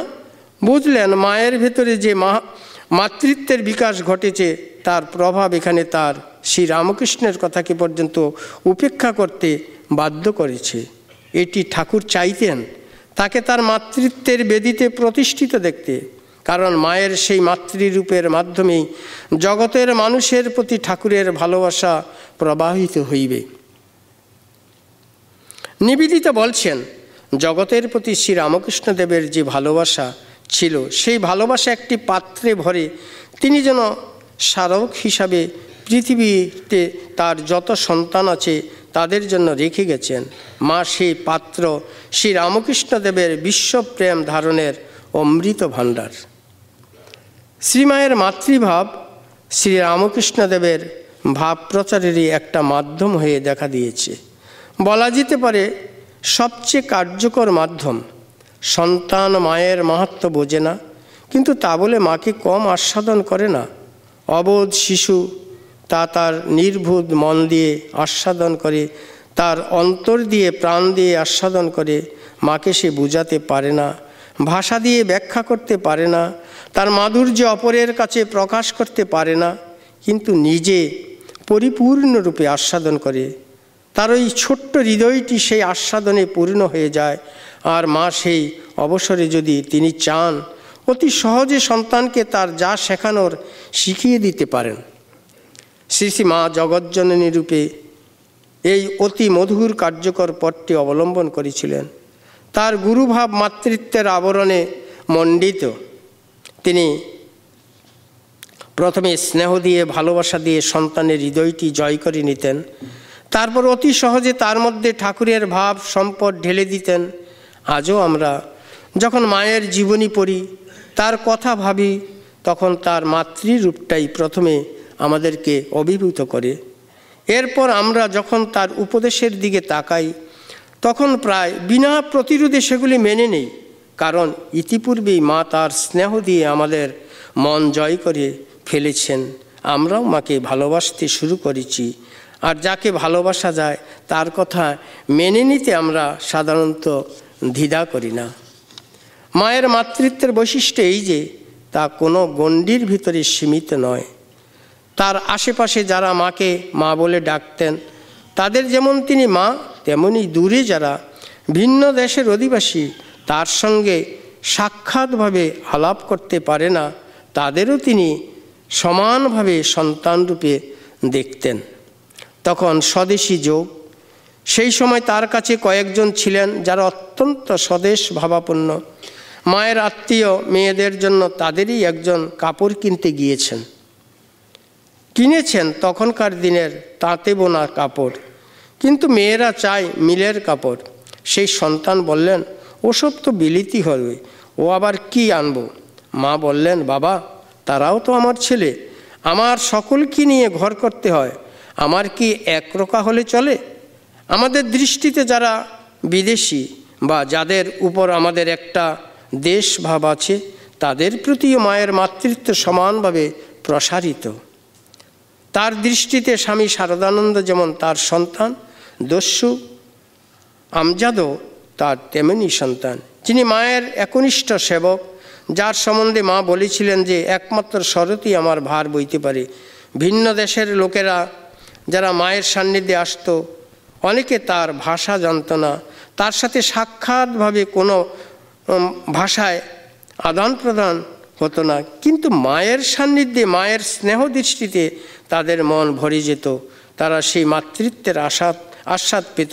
সর্বত্র সমভাবে এই মাতৃস্নেহ প্রসারিত। শ্রীমায়ের জীবনে কোনো চাহিদা ছিল না। তিনি বলেছেন, যখন যেমন তখন তেমন। তিনি একথা শুধু মুখেই বলেননি, তার জীবনে তার উদাহরণ রেখে গেছেন। দক্ষিণেশ্বরে নহবতের 13 বছরের ইতিহাসে দেখি শ্রী শ্রী মাকে কত কঠিন পরিশ্রম করতে। সারাদিন তাল তাল আটা মেখেছেন ঠাকুরের ভক্তদের জন্য। এক বিন্দু অবসর নেই। ঘোমটাটির আড়ালে থেকে শুধু অন্যের সেবা করে গেছেন। আধুনিক সমাজের মেয়েরা নিশ্চয়ই এতখানি ত্যাগ স্বীকার করতে রাজি নন। তারা হয়তো এখানে দেখবেন একজন বঞ্চিতা নারীকে, যিনি স্বামীর কাছে কিছুই পাননি, স্বামী স্ত্রীকে পুজো করেছেন, দেবীর আসনে প্রতিষ্ঠিত করেছেন, কিন্তু সন্তানের মা হবার অধিকার থেকে বঞ্চিত করেছেন। তাকে দিয়ে শুধু সেবাই করে গেলেন। এমন নারীর কাছ থেকে আমরা কোনো মহৎ শিক্ষা পেতে পারি? সংশয় কুটিল এই প্রশ্ন উঠতে পারে। কিন্তু মায়ের জীবন দর্শন বলে অন্য কথা। জীবনের আনন্দ ভোগে না, ত্যাগে। পরের জন্য নিজের হৃদয় খুলে দেবার মতো আনন্দ আর নেই। আমরা সাধারণত ভালোবাসা বুঝি আত্মতৃপ্তি, কিন্তু ভালোবাসা মানে তো আত্মত্যাগ। শ্রীমায়ের মধ্যে ছিল সেই ভালোবাসা, যার নাম আত্মত্যাগ। শ্রী রামকৃষ্ণদেব তার সহধর্মিণীকে আত্মত্যাগের মধ্য দিয়ে যে জগৎজোড়া সন্তানের মা হবার অধিকার দিয়ে গেলেন, সেই মহিষী নারী গ্রাম্য সংস্কৃতিতে লালিত। তিনি আজ আধুনিক যোগযন্ত্রণার ক্ষতবিক্ষত নারীদের সবচেয়ে বড় সান্ত্বনার উদাহরণ। তে আজকের এই মায়ের জীবন থেকে আমরা কিছু কিছু আলোকপাত করেছি। আমরা ঠাকুর মা স্বামীজির কাছে প্রার্থনা করি আমাদের জীবন যাতে তাদের আদর্শে, তাদের ভাবে আমাদের মন প্রাণ আরও তাদের প্রতি এগিয়ে যায়। তিনি আমাদের শক্তি দেবেন, এই আমাদের ভরসা। আর সকলকে আন্তরিক শ্রদ্ধা জানিয়ে, পরম পূজনীয় মহারাজদের আমার আন্তরিক প্রণাম জানিয়ে আমার বক্তব্য এখানে শেষ করছি। জননীং শারদাং দেবীং রামকৃষ্ণং জগদ্গুরুং পাদপদ্মে তয়শ্রিতা প্রণমামি মুহুর্মুহ। বাহ, 20 মিনিটে তিনি অনেক কথা বলেছেন মাতৃ অনুধ্যানে। মায়ের মহত্ব, মায়ের যারা সেবক, মায়ের যিনি দেবতা শ্রীরামকৃষ্ণদেব, তারা বুঝতেন। তাদের বোঝার মধ্য দিয়ে মাকে আমাদের বুঝতে হচ্ছে। এটি তারও অভিমত, প্রাণানন্দ তাই বললেন, এবং আমরা চিরকাল তাই মনে করি। আমরা তো মাকে দেখিনি, মায়ের কথা পড়ি শুনি, সেই অনুসারে আমরা মাকে মানি, জানি। তিনি কখনো কোনো সিদ্ধান্তে বিচলিত হতেন না, তার সিদ্ধান্ত সবসময় অচল থাকত। সরস্বতী কিনা সংঘ জননী রূপে তার আবির্ভাবের কথা আমরা শুনেছি। আর এই মাতৃভাব প্রকাশের জন্য তার কোনো গণ্ডি ছিল না। এতদূর পর্যন্ত যাব, এরপরে যাব না তা না। মানে সব রকমের মানুষ সেখানে, সন্ন্যাসী, গৃহী, চাকর বাকর, পাড়া প্রতিবেশী, মজুর, সবাই যেমন আছেন, তেমনি দেশি বিদেশি সকলেই আছেন, পশু পাখি সবাই আছেন। সকলেই তার কথা বুঝতেন। মায়ের ভাব, মাতৃস্নেহ, এটি বোঝবার জন্য ভাষার প্রয়োজন নেই, এবং ভাষার বাধাও তিনি ছিন্ন করে দিতেন। গণ্ডি ভাঙা মা, এসব আমরা শুনলাম। আর শুনলাম তার প্রেম, তার ভালোবাসা, এবং শুনলাম কি ফ্লেক্সিবল। কখনোই তিনি এক জায়গায় ফিক্সড করে তার বক্তব্যকে বা তার অবস্থানকে জটিল করে তুলতেন না আমাদের মতো। একবার বলে ফেলেছি, আমার কথা ফিরবে না, ওটা থাকবেই, ওটা মানতে হবে তোমাকে। সে ছেলেপুলে মানুষ করতে গিয়েও অনেক সময় পিতামাতা এই বিপদে পড়েন।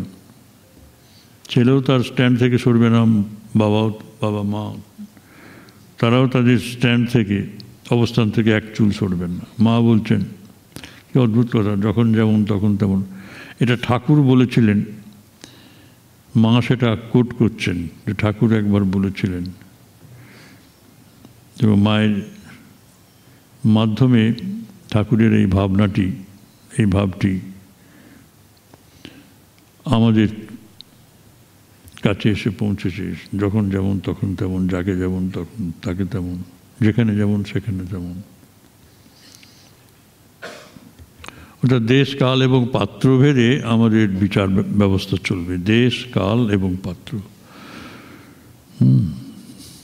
যেখানে যেমন সেখানে তেমন। দেশ যখন যেমন তখন তেমন, যে কাল দেশ কাল, যাকে যেমন তাকে তেমন। পাত্র, দেশকাল পাত্রভেদে আমাদের আমাদের চিন্তাগুলো সেরকম ফ্লেক্সিবল হবে।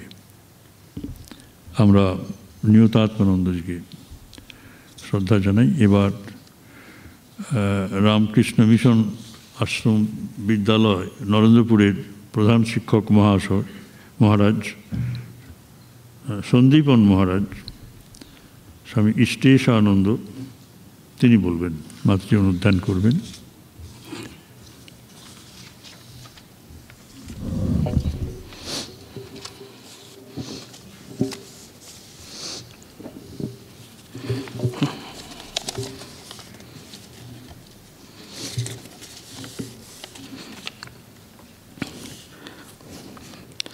प्रकृतिं परमाम् अभयां वरदां नररूपधरां जनतापहरां शरणागतसेवकतोषकरीं प्रणमामि परां जननीं जगताम्। শ্রী শ্রী মায়ের চরণে ভক্তিপূর্ণ আভূমি প্রণাম নিবেদন করি। মঞ্চে উপবিষ্ট আছেন এই ইনস্টিটিউটের সম্পাদক পূজনীয় স্বামী সুপর্ণানন্দজি মহারাজকে সাষ্টাঙ্গ প্রণিপাত জ্ঞাপন করি। মঞ্চে উপবিষ্ট আছেন পূজনীয় স্বামী নিয়তাত্মানন্দজি মহারাজ এবং প্রাণনাথানন্দজি মহারাজদেরকেও ভক্তিপূর্ণ প্রণাম নিবেদন করি। এই প্রেক্ষাগৃহে উপস্থিত আছেন পূজনীয় স্বামী ইষ্টব্রতানন্দজি মহারাজকেও প্রণাম জানাই। উপস্থিত আছেন আপনারা ভক্তমণ্ডলী, আপনাদের যথাযোগ্য স্থানে শ্রদ্ধা নমস্কার।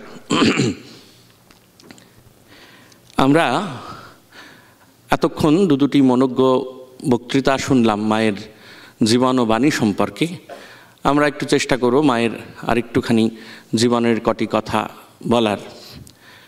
আমরা দেখব যে মায়ের এই জীবন, যে তপস্যাপুত জীবন, সেই জীবনের এই নরলোকে এই জীবনের শুরু হয়েছিল 1853 খ্রিস্টাব্দে এবং মা এই মর্তভূমি স্থূল শরীর ত্যাগ করেন 1920 খ্রিস্টাব্দে।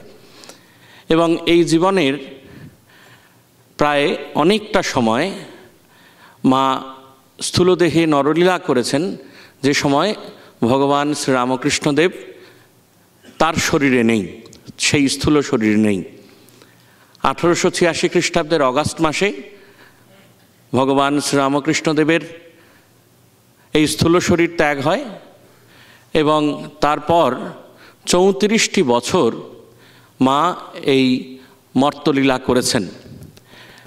আমরা ঠাকুরের কথাই পাই, ঠাকুর বলেছিলেন যে এ আর কি করেছে, তোমাকে এর অনেক গুণ বেশি করতে হবে। এবং আমরা যদি দেখি শ্রীরামকৃষ্ণ উত্তর জীবনে শ্রী শ্রী মা কীভাবে তার জীবনের বিভিন্ন ঘটনায়, বিভিন্ন ক্ষেত্রে কিভাবে এই ভাবপ্রবাহকে এগিয়ে নিয়ে গেছেন। আপনারা সকলেই মনে করতে পারবেন যে কাশীপুরের বাগান বাড়িতে যখন শ্রীরামকৃষ্ণের দেহান্তর হয়, সেই সময় বা তার পরবর্তী সময়ে মায়ের সেভাবে কিন্তু থাকার কোনো স্থান ছিল না।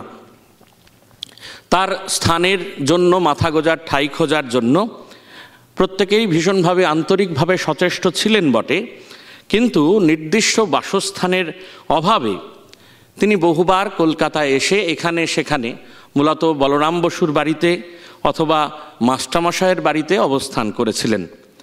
আবার আমরা দেখতে পাই মায়ের জীবনে অনেক ক্ষেত্রে, অনেক সময় মা কলকাতা এবং হাওড়ায় বিভিন্ন স্থানে ভাড়াটে বাড়িতে তাকে বসবাস করতে হয়েছে।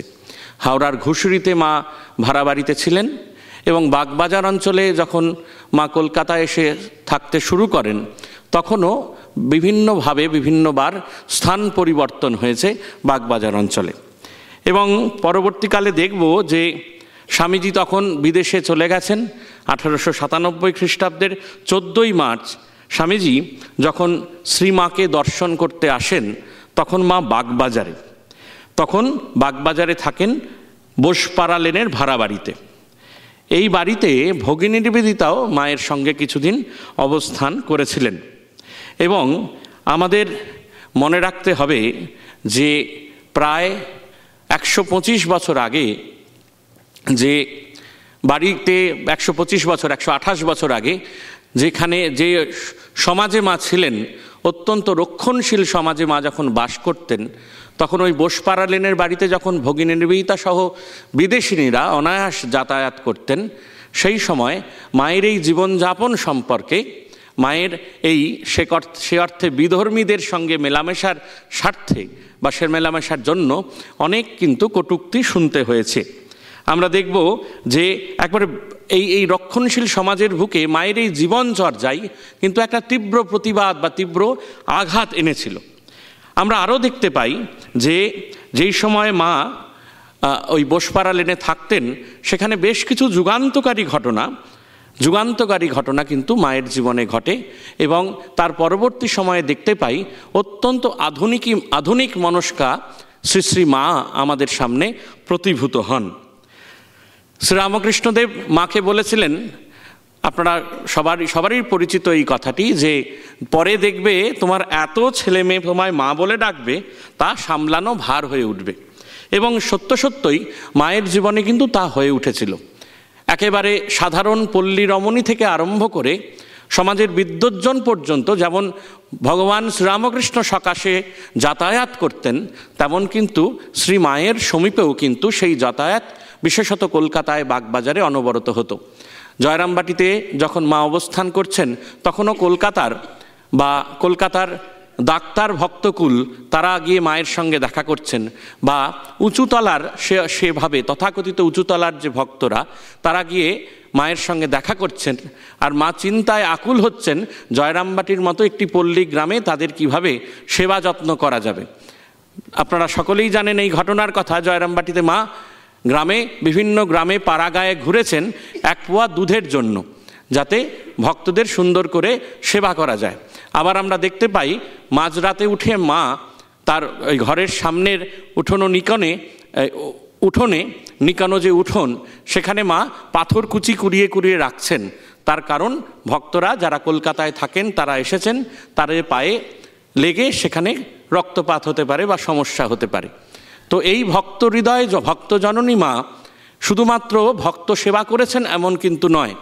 অনেক ক্ষেত্রে আমরা দেখব মায়ের জীবনে প্রচুর ক্ষেত্রে মা বেশ সাহসী পদক্ষেপ নিয়েছেন।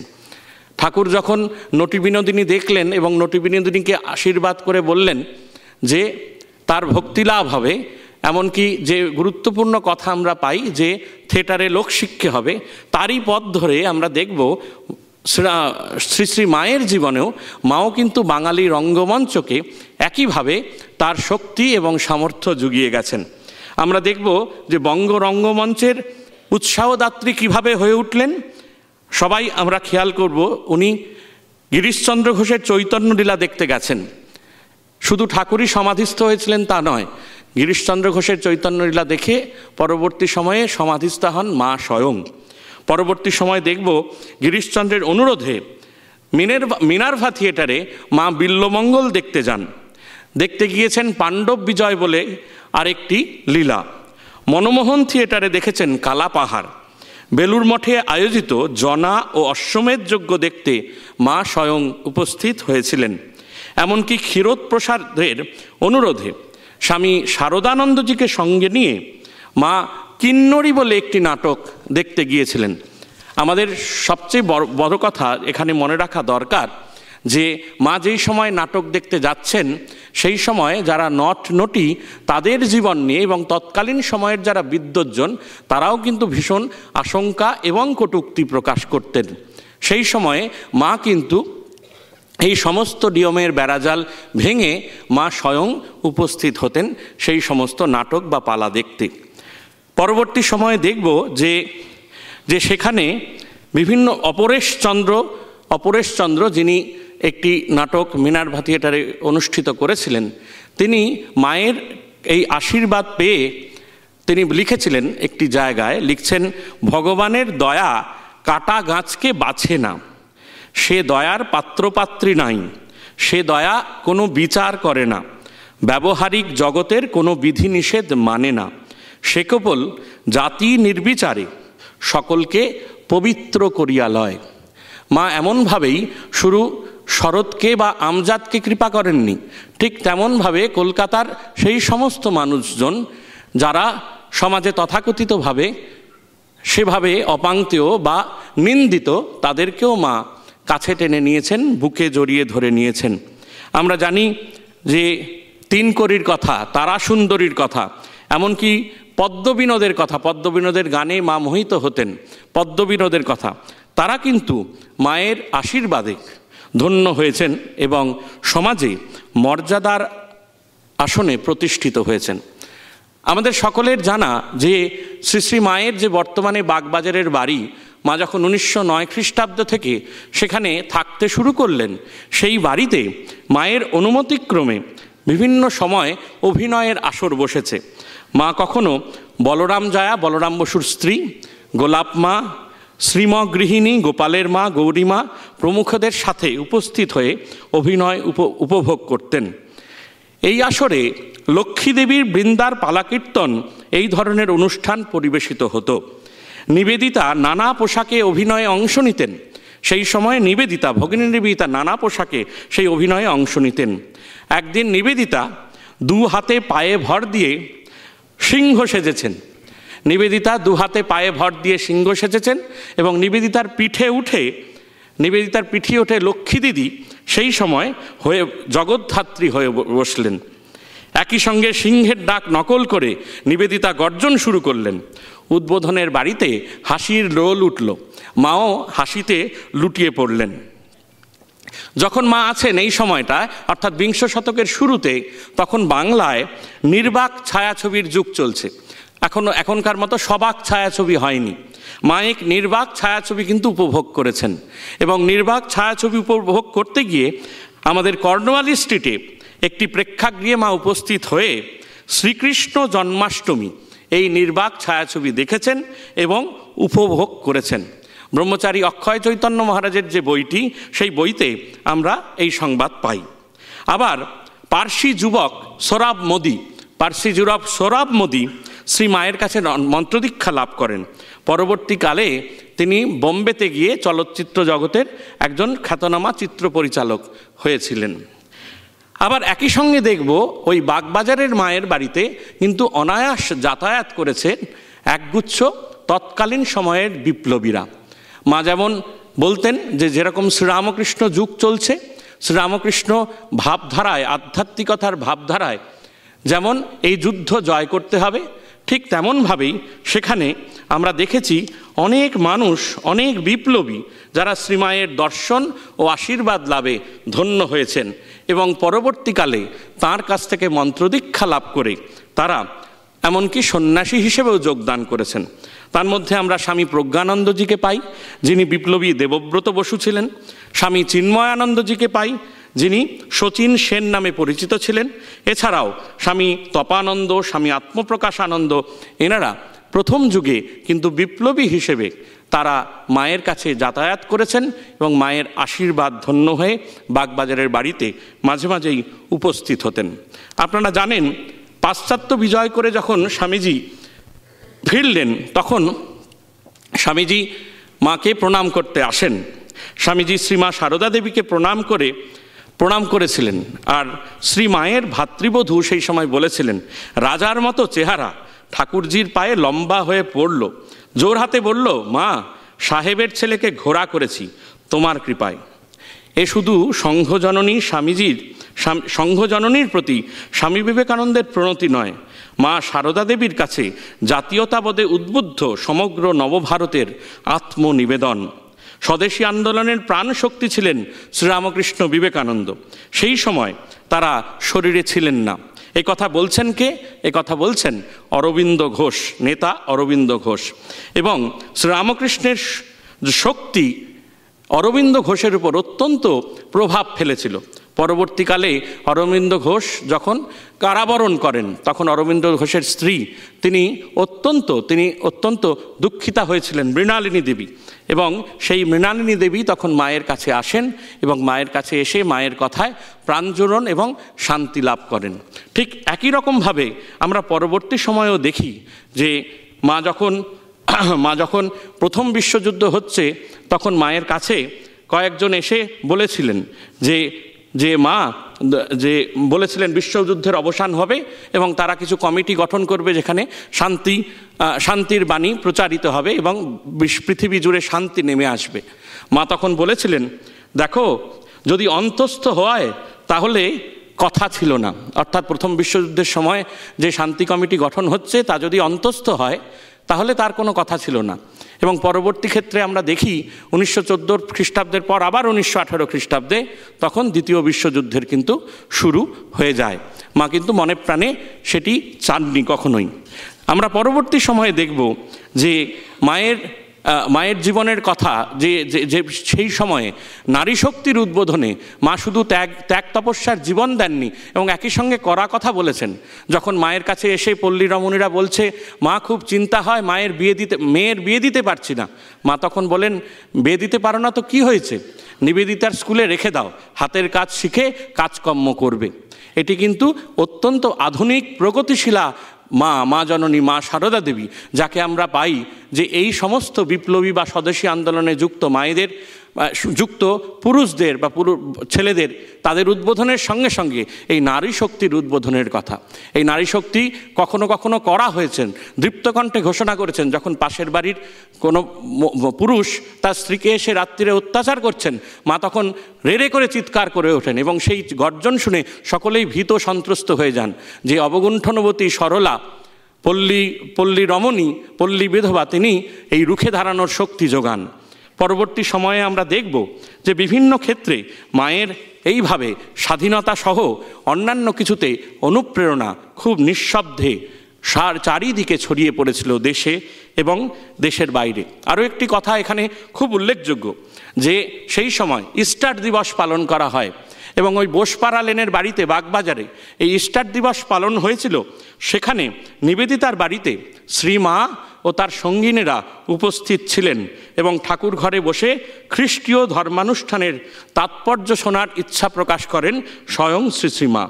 ছোট ফরাসি অর্গানযোগে ইস্টারের গীতিবাদ্য নিবেদিত হয়।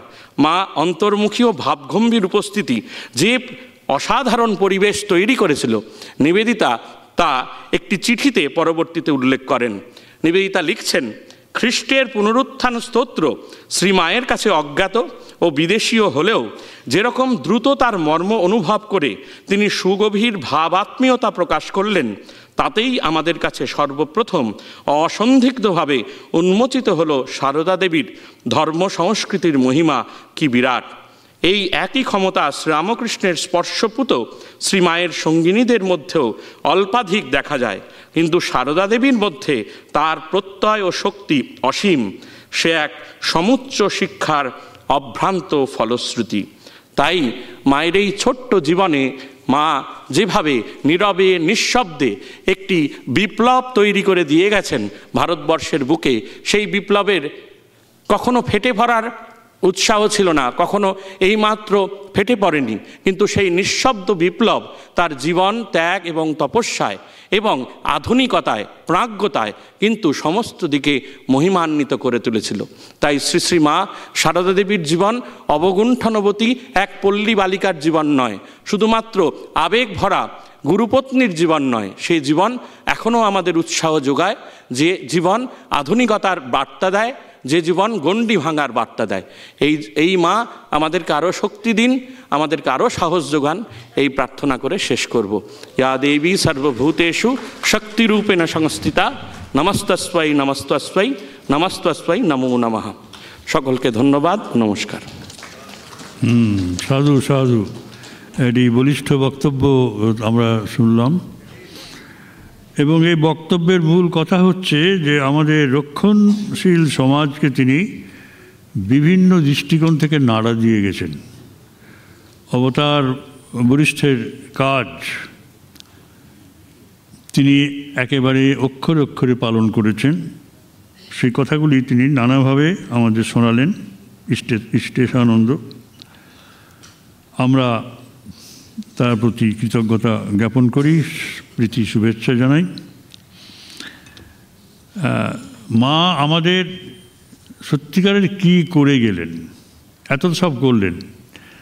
আমার কাছে একটা জিনিস খুব বড় মনে হয়েছে, সেটা হচ্ছে যে আমাদের কালচার অফ লাভ, আমাদের প্রত্যেকটা গৃহে যাতে করে এই ভালোবাসার একটা সংস্কৃতি গড়ে ওঠে, ভালোবাসা প্রতিষ্ঠা পায় পরিবারের জীবনে, ঠাকুরের পরিবারের জীবনে, ঠাকুরের পরিবার, ঠাকুরের সংসার, সেখানে একটা ভালোবাসার সংস্কৃতি গড়ে উঠবে। আপনারা জপ ধ্যান ত্যাগ তপস্যা নিয়ে আছেন, জ্ঞান ভক্তি কর্মযোগ, এসবের মধ্যে একটা ইউনিটি খুঁজে পান। ইউনিটি নিয়ে আমরা কি করব? এই ইউনিটি আমাদের কি দেবে? সেটা যদি ভালোবাসায় জানিত না হয়, দেখবেন জ্ঞান বলুন, ভক্তি বলুন, যোগ বলুন, কর্ম বলুন, সব জায়গার ভেতরে ভালোবাসা শব্দটি অনুস্যূত হয়ে আছে। এবং মা সেই জন্য বারবার বলছেন যে তোমার গৃহকোণ যেন শান্তিপূর্ণ হয়, শান্তিপূর্ণ গৃহ রচনা করো। এই ভালোবাসাকে নিয়ে, জ্ঞানের সঙ্গে ভালোবাসা, ভক্তির সঙ্গে ভালোবাসা, যোগের সঙ্গে ভালোবাসা, কর্মের সঙ্গে ভালোবাসা, এই ভালোবাসা নিয়ে আমরা সবাই বেড়ে উঠব। আর তাহলে দেখবেন যে আপদ বিপদ আছে, মনোমালিন্য আছে, অভাব অভিযোগ সব আছে, কিন্তু আপনার পরিবারটি মায়ের মাতৃভাবে, ঠাকুরের ভাবে আবর্তিত হচ্ছে, ভালোবাসাটাকে কেন্দ্রে রেখে। এবং সেখানে যে দুটি কথা মায়ের জীবনে পাই, আমাদের নিয়তাত্মানন্দজি সেটা উচ্চারণ করে গেছেন, আমি বলতে ভুলে গেছি।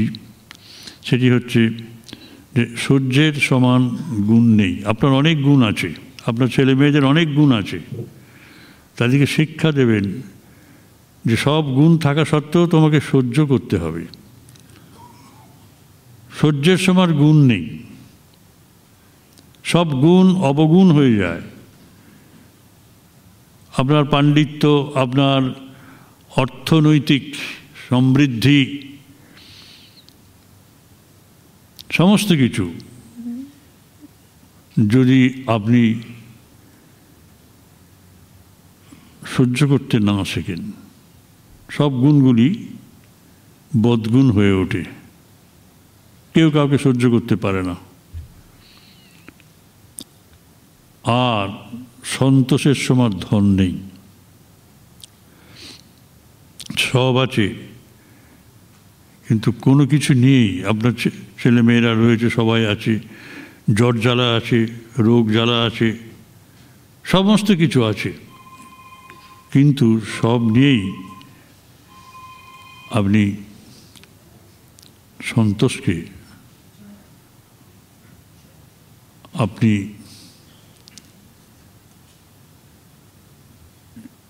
গ্রহণ করেছেন। হ্যাঁ, এই নিয়েই থাকতে হবে, মন আপনার বুঝে গিয়েছে। এ নিয়ে আপনার ভাবনা চিন্তা করুন। সব গুণ থাকা সত্ত্বেও সন্তোষ যদি না থাকে, সব ধন থাকা সত্ত্বেও সবচেয়ে বড় ধন সম্পদ হচ্ছে সন্তোষ। অল্পেতেও আমি খুব সন্তুষ্ট থাকি, আবার বহু প্রাচুর্যের মধ্যেও আমি কিন্তু অসন্তোষে বাস করি, ভয়ে ভয়ে থাকি। যার যত বেশি ধন সম্পদ তার তত বেশি ভয়, হারিয়ে যাওয়ার ভয়। যার যত বেশি গুণ তার তত বেশি অসহনীয় অবস্থা। এগুলি আমরা যেন মনে রাখি। আমাদের পরিবারগুলি সহ্যকে এবং সন্তোষকে বড় মূলধন করে ভালোবাসার দ্বারা শাসিত হোক তাদের গার্হস্থ্য জীবন, ভালোবাসার দ্বারা শাসিত হোক তাদের কর্মজীবন, ভালোবাসার দ্বারা শাসিত হোক তাদের ধর্মজীবন। ধর্মজীবন এবং কর্মজীবনের মধ্যে ভালোবাসা অনুপ্রবিষ্ট থাক, সহ্য শক্তি থাক, সন্তোষ থাক। এই চারটি জিনিসকে নিয়ে আমরা বেড়ে উঠি। আমি আপনাদের সকলকে মায়ের কথা শুনতে আসার জন্য ধন্যবাদ জানাই। এটা বাৎসরিক উৎসব আমাদের, আপনারা এসেছেন, শুনেছেন, সকলেই কিছু না কিছু নতুন কথা বলেছেন, তাদের ব্যাখ্যা দিয়েছেন, এবং চিরকাল আমরা এইভাবে শুনব, জানা কথাও শুনব। এইভাবেই আমাদের ভগবানের চর্চা হবে, ভগবতীর চর্চা হবে। মায়ের চরণে সকলের কল্যাণ প্রার্থনা করে শেষ করছি। জয় মা।